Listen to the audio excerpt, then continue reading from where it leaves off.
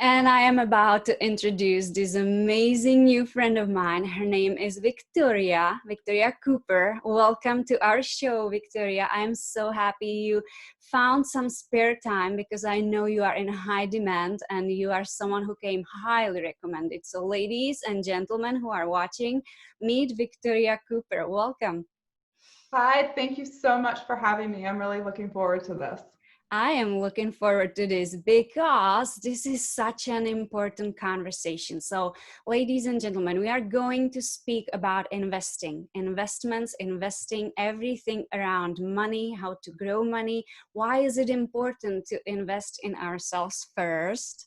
And how that will benefit us down the line. So, I learned that the hard way. I have to be honest with you guys.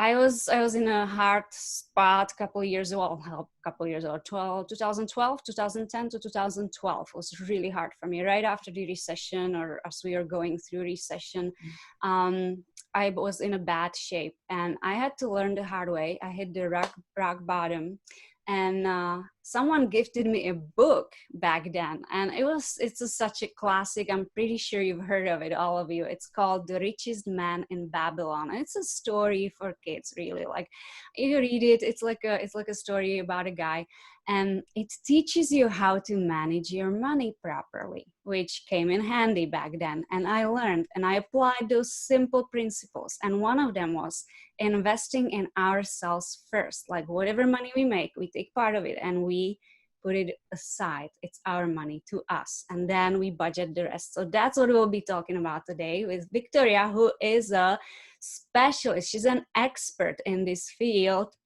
She's doing this for a living. So Victoria, could you please tell us why is that simple step so important and how it could benefit us?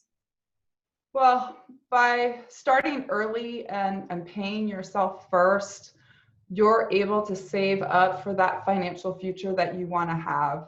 So, whatever your goals are in retirement and in your golden years, you'll be able to have the funds to do those things. And that's the issue these days, is that a lot of people aren't paying themselves first. And then they get close to retirement and they're saying, well, I want to retire. And they haven't saved anything for retirement, so they're unable to. Retirement is not an age, it is a number. And that number is the number in your bank account. Very true. Very true. When I turned 30, I remember going back home. I'm from Europe. So going back home, visit my dad, and he set me down. And I felt, at 30, you feel young. You feel like you have the whole life in front of you. Right? And he set me down and he said, you just turned 30. And I was like, yeah, I know. It's cool, right? He's like, no, you need to start thinking about retirement. And I looked at him like, what are you talking about? Like, that's like so far away. That's like another life, right? Mm-hmm. But before I know it, I'm 45 now, and it's getting closer. And what a great advice that was back then. So when is the best time to actually start thinking about that? Or is there the best time? Should we do it like from very young age? So we should start young. I actually speak a lot about children and families. There are ways to start teaching financial literacy starting at age 3. And then things will build and grow upon each other. And then really the investing and saving comes after college. Because the first step and the first hurdle you have to get over is going to college and paying for that. And then once you've overcome that hurdle, then you can start investing and saving in yourself, because you're now in the workforce and you're earning income, and you should be putting away a portion of that every month. 10 to 15% of your paycheck should be going away. And we now say more like 15% these days, because people aren't putting it away, right? Yeah, so 10% before you even start budgeting, right? Mm-hmm. We will talk about what budget is, and before you even start thinking about paying off all the bills and all that you have to pay off that month, that 10% needs to be put aside. That was the hardest thing I've ever learned, but it's so amazing. Once you learn it, and it's like, that's what I do every month. it becomes easy. It becomes like you build that muscle, right? And it becomes like normal thing you do. And it really, really pays off. So 10%. So everybody do your math right now and imagine your paycheck or imagine your business profits, and start thinking, okay, that's that. And now what do you have left? And think about that part of your income that you have left. And Victoria will tell you how to budget that so that you always become a winner. Like when it comes to money, you never lose, you always win. How do we do that? So with budgeting, there are really two places your money can go: investing and saving. And like you said, we want to be doing that 10%, sometimes even 15%, depending on where we are in life. And then the expenses and debt side. Unfortunately, these days, most people have a lot of debt, so they're not investing and saving that portion that they need to be, because that money is going towards debt. So what we need to do is work on paying off that debt, getting rid of it, so we can start investing and saving. But those are really the only two buckets your money can go into. And the best method is to assign every dollar before the month even starts. Yeah. So you're assigning those dollars to those expenses that you know you have, whether they're fixed or variable. Mm-hmm. And they're things like an oil change. You only get that done once a quarter maybe. And so you have to know, okay, well, next month I think I'm going to need an oil change. Let's add that to the budget for the month. A budget is flexible. Each month is not going to look the same. It will look different because you will have those one-off expenses: haircuts, oil changes, birthdays, Christmas in December, right? It comes every year. Yeah. So we need to make sure that we're taking into account those different things and being flexible with our budget. And that for me was a very hard lesson to learn, because I said, oh, well, if it looks this way this month, shouldn't it look the same next month? Mm-hmm. But that is just not the case. And we want to make sure that we are prioritizing our expenses, and covering our four walls first, and then going into our debts. And then our debts should be prioritized as well. IRS being number one. If you owe for taxes, you want to make sure you're paying the IRS. And then going down the list with student loans and then credit cards, and then really looking at medical debt last. And people with a regular income, and a lot of business owners have a regular income, that is the best way to budget, is by prioritizing your expenses. Right. So, and I want to also do like that. There is distinction when you say investing. This is funny because I teach my sister's kids who are growing up. I teach them about this planning and budgeting, and I have them read the book, and they are like understanding now how the money works. And my niece, she's 15, she had to write a paper for school, and it was around money, and she was writing about the book and how she's reading, what she's reading, learning what she's learning. And at the end of her essay, she said that once you have the money that you save up, you can either invest it into something like a home or a new car. And then she went through the list, and I was like, okay, that's her next lesson. She does not understand that some things are assets and some things are just spending, right? So car would not be an investment. And so there is this conversation I still have to have with her. But I understand that many people, even grown-ups, do not understand this distinction. Do you come across a lot of people who have no understanding on like what's asset and what's just spending, money thrown out the window? Yes, sometimes. So technically a car is an asset, but it's a depreciating asset. Mm-hmm. So it is losing value over time. But you know, things like a house, that's an asset. Things like investment accounts, those are assets. Yeah. So anywhere where you are building and growing your wealth, that is going to be an asset. And so, yeah, the cars, it's a fine line there. If you get a nice collector's item, it would be an asset. But most of the cars we drive these days are not, and you know, just decrease in value. So it's not adding to your portfolio and to your Yes. wealth building. Yes, yes. And that brings me to our next topic, because I would like to talk about, let's say we did all that. We put away money every single month and we saved up, and now we have the savings account, right? What do we do with that money? Because I don't like it to be sitting at the savings account in the bank and not making me money back. What would be your advice for someone who will have, let's say, I don't know, 10, 50, $100,000, and they want that money to make them money?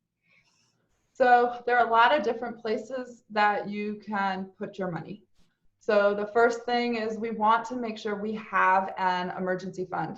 Mm-hmm. So if something happens or goes wrong, and that money is not earning you much interest these days. Mm-hmm. It is sitting in a savings account, but it is there if something goes wrong. You need your roof replaced, the HVAC goes out, you know, there's a major medical expense you need to cover. That's what that money is there for. Yeah. Beyond that, then you get into, where do I want to invest? And this is where people have different values and different places that are comfortable for them to invest. So whether it is the stock market, Mm-hmm. and they want to open up a stock brokerage account, or is it real estate that they want to invest in? And then how do they want to invest in real estate? Yeah. So there are different places to put your money, and depending on your values, your comfort level, I've run into some people that say, I never want to put my money in the stock market again. Mm-hmm. And then I run into people who say, I never want to invest in real estate. Mm-hmm. So it's really, what we do is follow our clients' values to figure out where is the best place to put their money to make it grow for them and work for them efficiently. And these days, it's not just investments, there are also insurance products out there Mm-hmm. that people are using for building retirement funds. So there are just a lot of options out there, and it's just best to sit with someone who is going to understand what your values are and what your goals are, so that we can take a look at the whole big picture and see what is the best place to put that money so it will work most efficiently for you. Right. So someone like you, someone who is finance professional, right? Mm-hmm. Now, how did you grow up? I am thinking about this the whole interview. I'm like, was it always natural to you to like be attracted to money, and not just money, but like numbers in general? Like, because someone who works with money and investments and all that stuff must be really attracted to counting and managing numbers. And I heard someone say, someone who was in finances, she said, numbers are sexy. I was like, really? Yeah, they kind of are. They kind of are. So I've always loved math since I was a little kid. Mm. And even in middle school, when we had all our clubs, I joined the investing club. And I was excited to get the newspaper because there was no internet yet, and go look up the stock and see what does it look like, Wow. what's happening and everything. And I do remember we invested in Disney. So, but that's when I first learned about stocks and everything, and I've just found it so fascinating. And then ever since then, I just had a passion to work in that industry, and life takes its twists and turns, right? So I did end up working on a trading floor for a few years. And then that company was eventually dissolved, and that was up in Connecticut. That's where I grew up. Mm-hmm.